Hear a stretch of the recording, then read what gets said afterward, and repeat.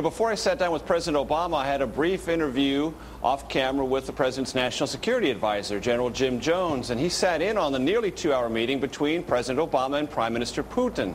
And I said, well, what happened there? He said, well, for the first hour, all Mr.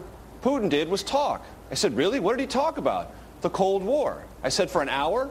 Yes, for an hour. Now, that's not a full hour, Megan. They have to allow time for translation, but essentially, Prime Minister Putin, in his first encounter with President Obama, wanted to give him an hour's worth, with translation, of his take on what happened in the Cold War, how it ended, and where Russia finds itself now, and how it might take its relationship with the U.S. in the future.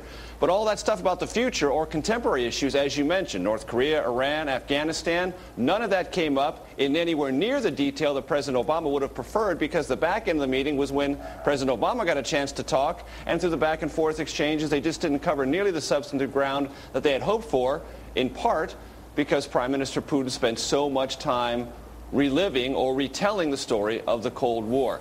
And this whole Cold War history is interesting, Megan, because it is, pardon me, I'm sorry, I think I'll throw it back to you, Megan, I'm sorry. No, you're good. Keep going, Major.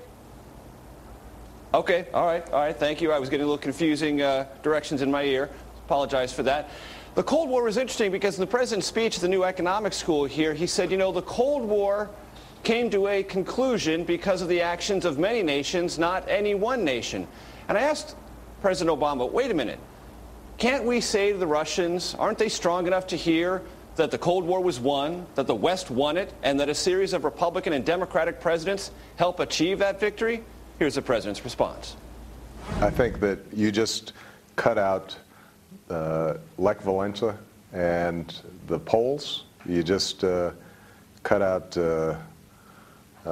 Havel and the Czechs. There were a whole bunch of people throughout Eastern Europe who showed enormous courage. And I think that it is very important in this part of the world to acknowledge the degree to which people struggled for their own freedom. I'm very proud of the traditions of Democratic and Republican presidents to lift the Iron Curtain. There you have it, Megan. Yes, many nations, but still reluctant to tell the Russians here it was the West that won and the U.S. was the driving force. Back to you. Fascinating. Major.